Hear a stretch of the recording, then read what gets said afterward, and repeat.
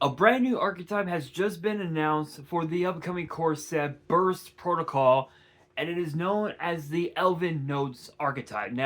From what I'm seeing here on Organization, it is apparently a synchro base archetype that revolves around plants and fiends actually. Um it revolves around plants, fiends, and spellcasters that all do a bunch of crazy shit.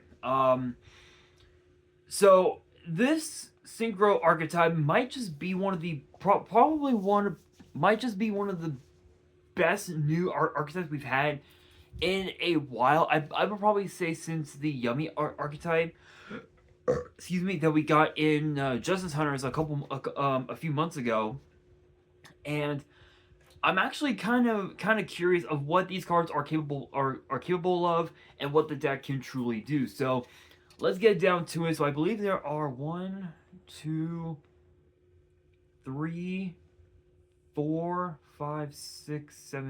8, 10, 11, 12. There are 12 brand new cards that are going to be in the set. And so let's just not waste any time. Let's get down to it. So kicking things off, we've got Elvennotes Lucina. Obviously, you can tell it is a waifu archetype, so you know damn well this is gonna be a meta deck. You know damn fucking well it is gonna be meta. Enough said. But it is. Excuse me. Excuse me. It is a 6-star fire spellcaster with 2500 attack, 1800 defense, and all three of its effects are once per turn. The first effect reads: you can special summon this card from your hand to your center main monster zone. Okay. Yeah. Literally, you know damn well this is gonna have a lot of crazy bullshit going on. Second effect reads: during your main phase, you can add one Elvennotes monster from your deck to your hand except this card. Third effect reads: during your opponent's turn, as a quick effect, you can switch the locations of this card you control and the monster in your center main in your and the monster in your center main monster zone. Then you can return a level 6 or lower monster your opponent controls to the hand. Okay. So I believe all the monsters, I believe, all have the same first effect except for one card that I'll be talking about a little later on. So I believe all the 6-star monsters have the same first effect where it says that you can special summon this card from your hand to your center main monster zone.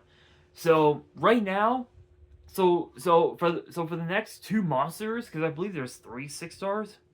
Yeah, there's 3 6-star monsters. So the other two's first effect do not matter because they are the exact same.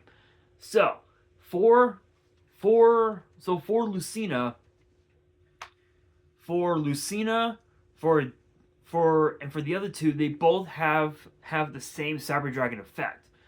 However, Lucina's second effect is basically Rhoda for the entire Elvennotes deck, where you can add any Elvennotes monster from your deck to your hand, except another copy of itself.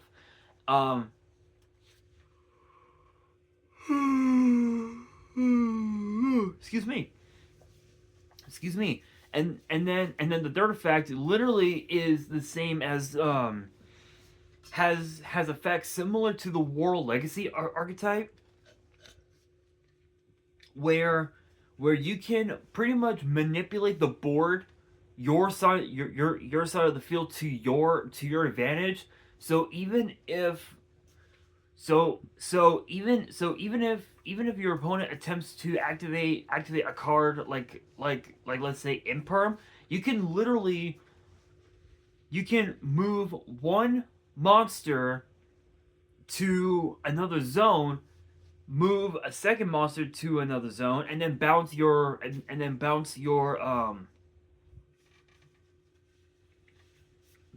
one of your opponent's level 6 or lower monsters to the hand, which it's a good way to to out out imperm in a way. But let's be real, imperm can just like negate anything. But if you have a way to chain block the imperm, that's actually pretty solid. Um,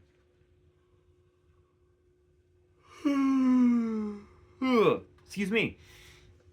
Next up, we've got Elvennotes Diana. I believe I am pronouncing that right. Which I gotta admit, the artworks on the 6-star monsters look extremely adorable. They look so cute. They kind of remind me of Sword Art Online in a way. It's kind of weird. 6-star water spellcaster, 2400 attack, 1800 defense. And all three of its effects are once per turn. The first one, don't need to read that again. Second effect reads, during your main phase, you can place one Elvennotes continuous spell from your deck from your deck on your field face up. Third effect reads, during your opponent's turn, as a quick effect, you can switch locations. Okay. So I take it back. I take back what I said after talking about Lucina's effects. So I believe all three of their first and third effects are all once per turn. So they're all the exact same effects. I'm not gonna talk about them, but let's recap, right? Because the other 6-star monster is known as Elvennotes Fortuna,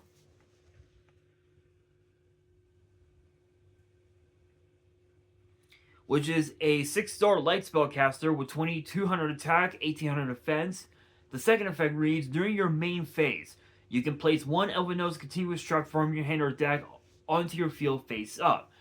Okay, so let's recap on the 6-star monsters effects. So Lucina's second effect is basically Rhoda, where you can add any Elvennotes monster from your deck to your hand except another copy of itself. Diana lets you take a continuous spell from your deck and put it into your back row face up, and then Fortuna lets you take a continuous trap from your hand or deck and put it on into your back row face up. This ensures that you get to your main combo pieces. You get to add, literally bring out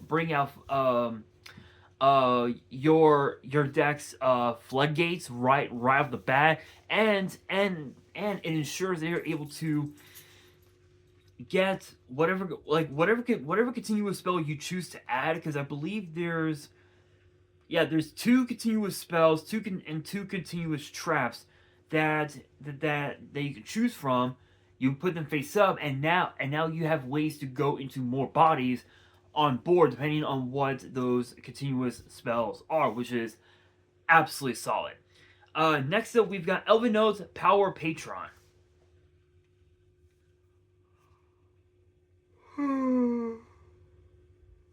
Excuse me.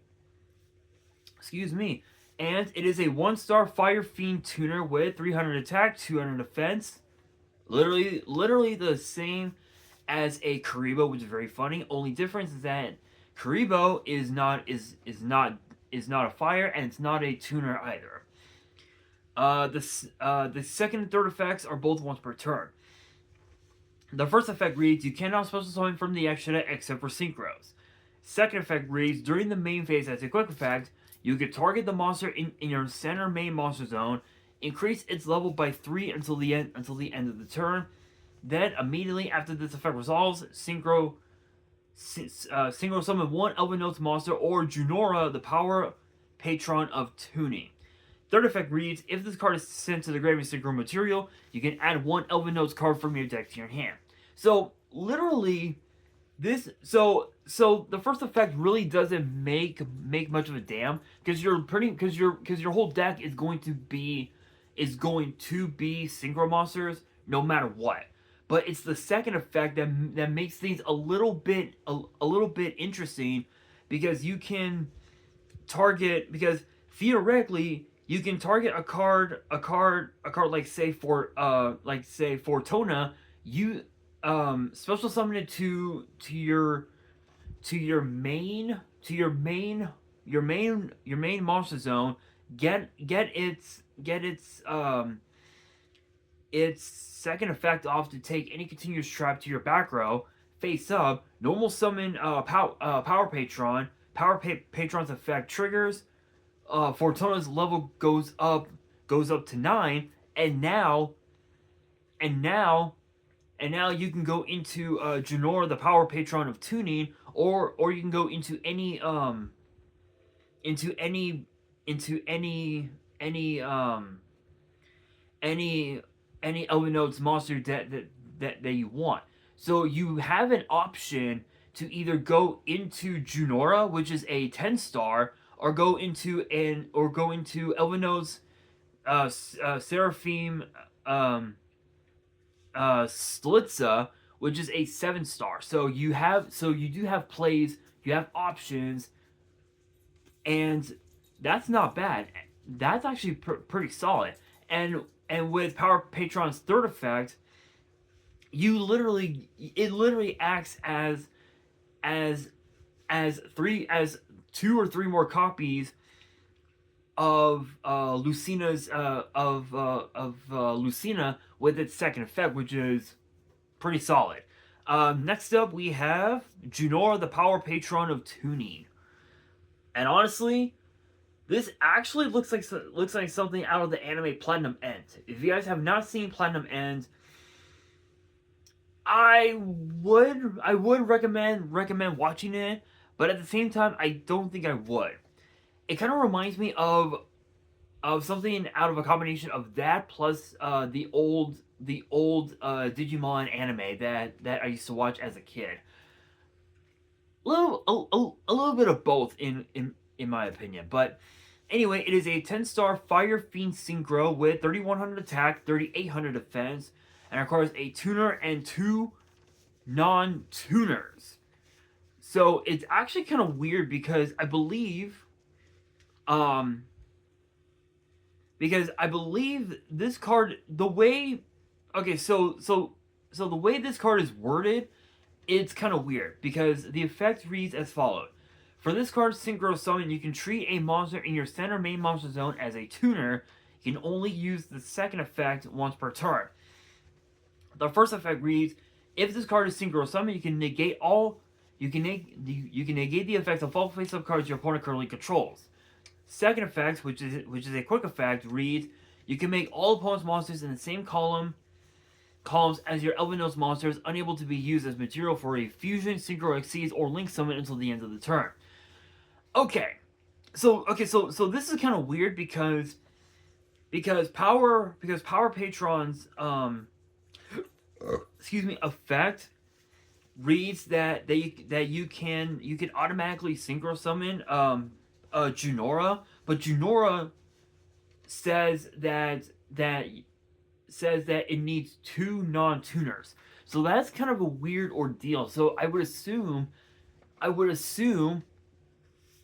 that if you were to have a 3-star non-tuner body on board, you could go tune Power Patron with Fortuna plus that 3-star. You can go into this, but with Power Patron's effect, it bypasses Junora's summoning method, or rather summoning requirement, and you just use Fortuna plus Power Patron to go into Junora, which is pretty crazy. And what's cool about this is that this card's both of this card's effects, it's literally Duo Don King Kali Yuga and Dimensional Barrier rolled into one. Literally, that's literally what this card is. It's those 2 cards rolled into one. And to be fair, Kali Yuga is a hella strong card for all intents and purposes. Um, to be fair though, there aren't a whole lot of decks in the format that can run Caliuga aside from the main archetype itself, which is obviously Triple D. But for the most part, there are ways that you could bypass it. Like I know that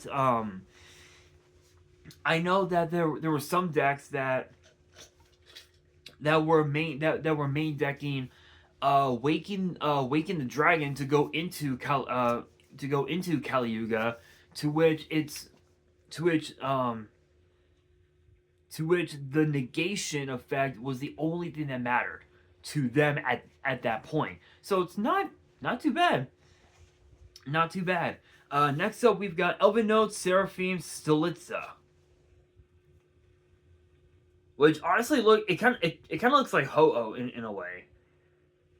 Try and move up a bit. If I'm not mistaken, this kind of looks like Ho-Oh, which is so crazy. It is a 7-star Fire Plant Synchro with question mark attack, 3,000 defense, and of course a tuner and one or more non-tuners. The second effect is a once per turn. The first effect reads, this card's original attack becomes 3,000 while in the center main monster zone. Second effect reads, during the main phase, as a quick effect, you can special summon a level 6 or lower Elvennotes monster from your hand or grave. Then you can decrease the levels of all level 4 or higher monster currently on the field by 3 until the end of the turn, and you cannot special summon from the extra deck except for synchros.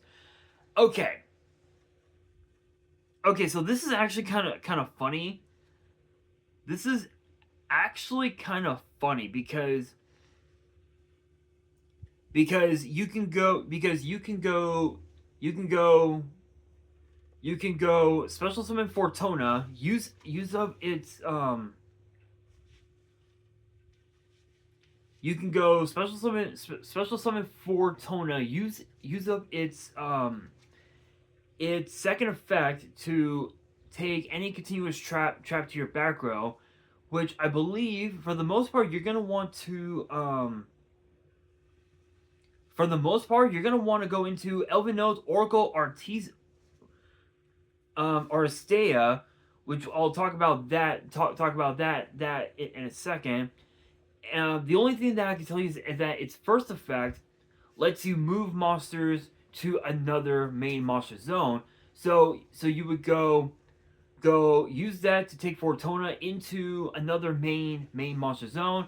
Special summon Diana to get its second effect off, and again you just combo. It is literally a full combo deck. Like there's your opponent won't be able to have any outs whatsoever, and Seraphim Slitza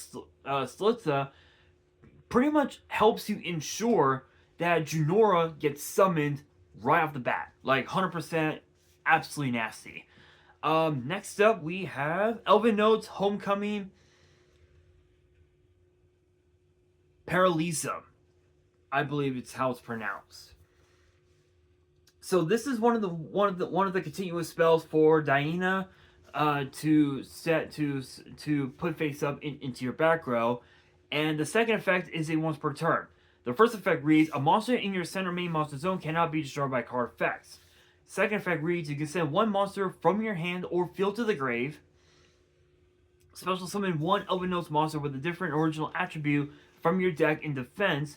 Also, you cannot special summon from the extra for the rest of the turn except for synchros. So this pretty much ensures that your monsters can't be destroyed by card effects. So cards like Raigeki, cards like Dark Hole, cards like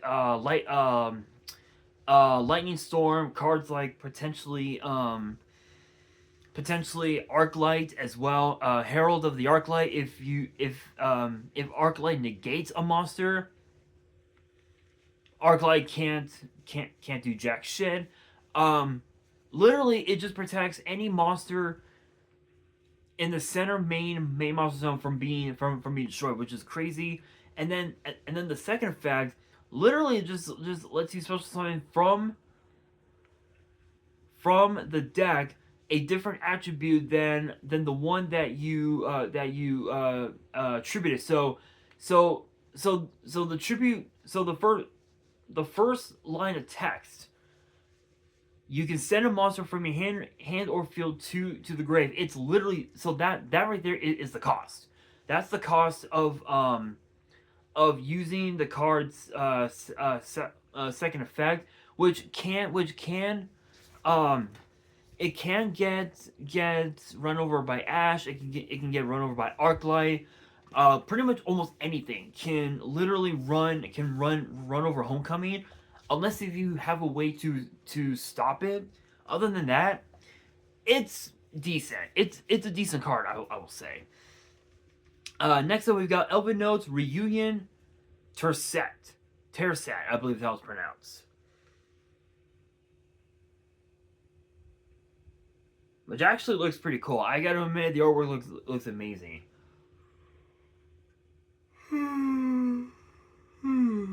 Excuse me. Which is a continuous spell, and the first effect reads your opponent cannot target a monster in your center main monster zone with card effects. So Homecoming protects your monsters in your center main monster zone from being destroyed by card effects. Reunion protects your monsters from being targeted. So as long as you're able to have both on board, you're pretty much just in the clear at this point. The second effect reads, this card gains these effects based on the attributes of the monster in your center main monster zone. Fire or earth. If your synchro monster attacks a defense position monster, inflicts piercing. Water or wind. Other face-up spells and traps you control cannot be destroyed by your opponent's card effects. Light or dark, you take no battle damage. Yeah, so this is your floodgate that literally just ensures your opponent can't do jack shit. Literally, it just ensures that you can either deal piercing or your opponent does nothing. Literally, it's one or the other. Enough said. I believe there are 4 more cards to talk about. 1, 2, 3, 4. Yes, 4 more cards to talk about. So next up, we've got Elvennotes Oracle Artesia. Did I say that right? Aristea. This is the one that I mentioned that lets you move monsters from your center main monster zone to another zone. So that is actually the first effect, which is actually a once per turn. But it says here that the second effect is a once per turn, and both of its effects, you cannot activate them in the same chain. So again, the first effect reads target a face-up monster you control, move that monster you control to another of your main monster zones. So let's say for example you have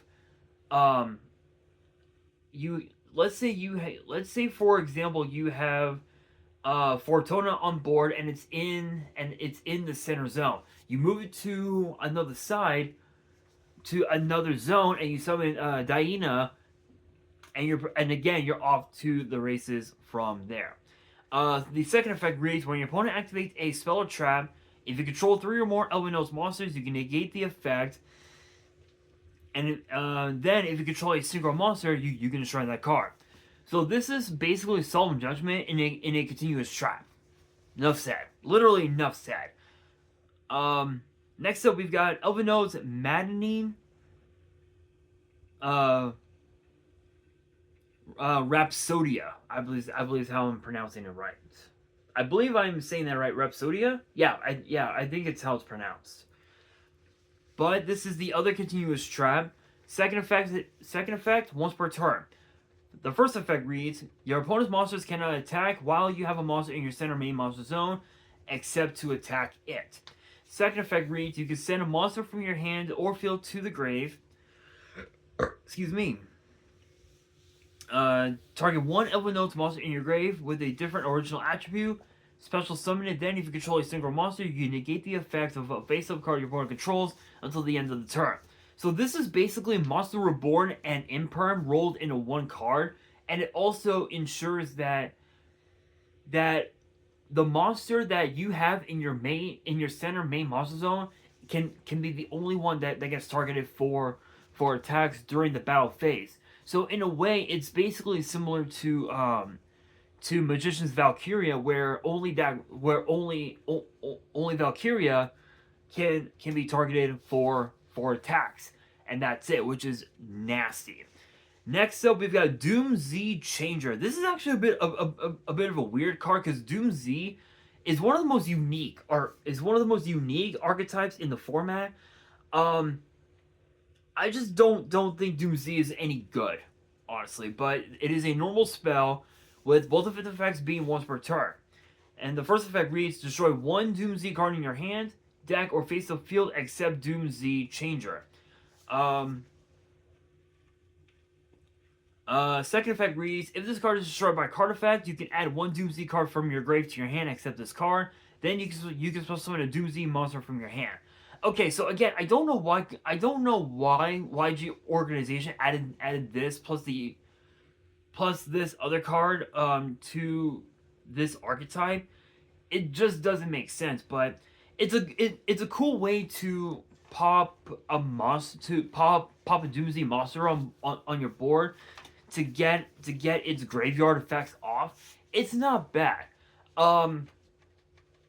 The only thing is that if your opponent were to use a card like, say, MST on Doom Changer, if it's set, you literally get to add any card from your grave to your hand. So it's basically monster reincarnation, if you will, which not bad.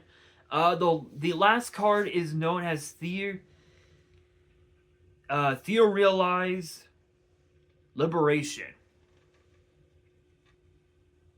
And it kind of looks like something out of the Fortune Lady archetype, which is kind of cool.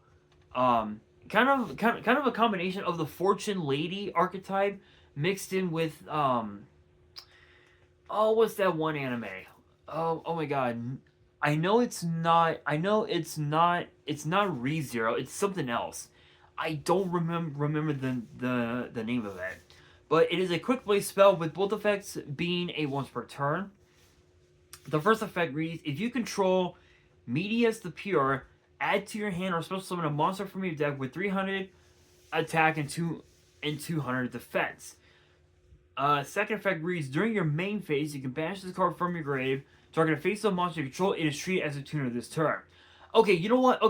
Maybe now I get it. Now I think I get why they added these cards to this archetype. So with Doom Z, you can, if you were to pop, let's say for example, let's say for example you chose to pop what's a good card you could potentially pop, like maybe Lucina. I don't know. That's a bit. I don't know. Changer is a bit of a weird one, but it's Liberation that actually is very interesting because you can use Liberation to summon out